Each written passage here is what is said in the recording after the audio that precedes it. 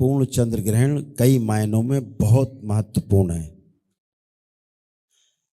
खास तौर से साधकों के लिए तो बहुत ज्यादा महत्वपूर्ण है। जो साधना में आगे बढ़ना चाहते हैं उनके लिए सबसे ज्यादा महत्वपूर्ण है। आज लगभग 1 बजे के पहले से दोपहर में सूतक काल लग चुका है।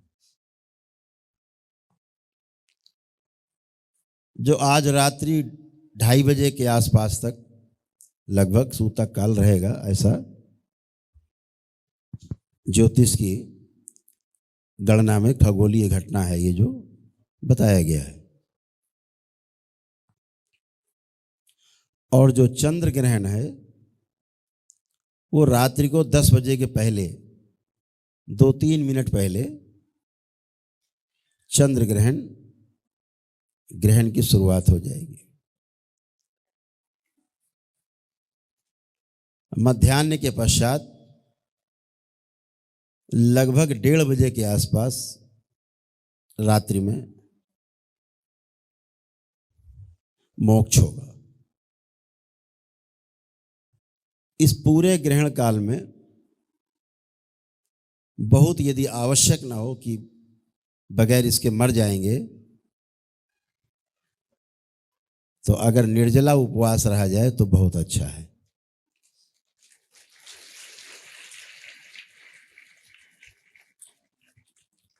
किसी को लगे कि हम नहीं रह सकते इसके बगैर तो जल पी सकता है। जितना अन्न कम से कम आपके शरीर में पचने के लिए रहेगा आमाशय में, आंतों में, उतना अच्छा है।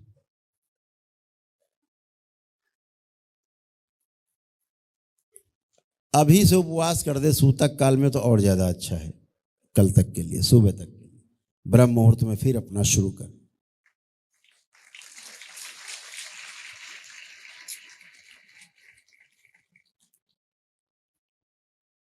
हमारे महापुरुषों ने भोजन को और भी तमाम चीजों को, जो आपने तमाम पढ़ा होगा, देखा होगा, यूट्यूब पर भी होगा, क्या क्या वर्जित है, उसके पीछे एक ही सबसे बड़ा कारण है। जो तमाम चीजों को मना किया गया है ना करने से, उसके पीछे सिर्फ एक कारण है कि इस चंद्र ग्रहण के अवसर पर सूतक में भी कोई नकारात्मक भाव विचार आपके अंदर ना आने पाए।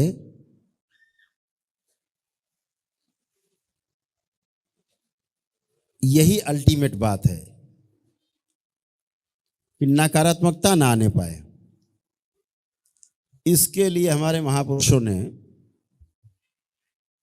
कहा कि भाई ध्यान साधना करो, भजन करो, बैठ करके एक साथ भजन कीर्तन करो, अपने गुरु के द्वारा जो मंत्र प्राप्त है उस मंत्र का स्मरण करो,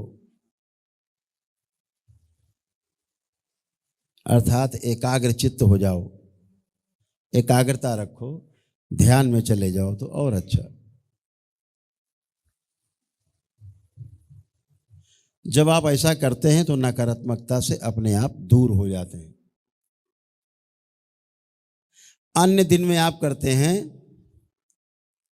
तो नकारात्मकता से दूर रह करके रोगों से मुक्त रहते हैं। यह शारीरिक, मानसिक और आध्यात्मिक किसी प्रकार के भी रोग हो सकते हैं, इनसे दूरी बनती है। लेकिन आप जब ग्रहण काल में ऐसा कर पा साधना, तो अगले चंद्र ग्रहण तक आप तमाम नकारात्मक स्मृतियों से, नकारात्मक विचारों से मुक्ति पाए रहते हैं, आप बचे रहते हैं।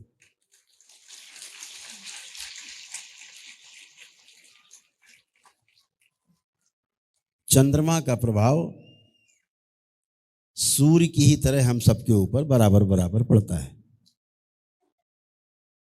जरूर रहता है।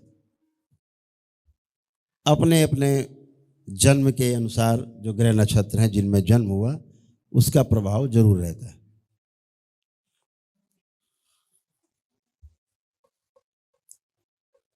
आज के दिन सबसे ज्यादा रहता है जब चंद्र ग्रहण पड़ता है। यह ग्रहण केवल आपको ही प्रभावित करता है ऐसा नहीं है, पृथ्वी के कण कण को प्रभावित करता है यह ग्रहण।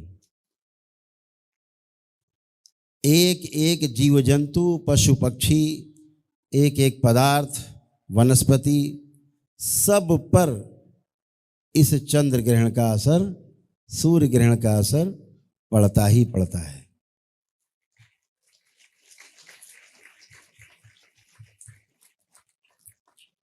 उससे बचने के उपाय भी हमारे महापुरुषों ने बताए अपने अनुभव के आधार पर। तमाम चीज़ें पढ़ी कि भाई चीज़ों में कुशा रख दें तो खराब नहीं होगी, उसका असर नहीं पड़ेगा। कुशा ना मिले तो दूर्वा रख दे, जो दूब होती है वो रख दे। तमाम उपाय बताए गए। लेकिन इस मनुष्य शरीर में सबसे ज्यादा प्राण है, इसलिए सबसे ज्यादा प्रभाव इस मनुष्य शरीर पर पड़ता है। इसलिए इसको नकारात्मकता से बचाए रहने का प्रयास बताया गया है कि आप भजन पूजन करो, खूब भजन करो, ध्यान साधना करो, कीर्तन करो, गुरु के दिए गए मंत्र का स्मरण करो, जप करो। दरबार का ऑफिशियल चैनल करौली सरकार ईश्वरीय चिकित्सा विज्ञान केंद्र चैनल को जरूर सब्सक्राइब करें। नमः शिवाय।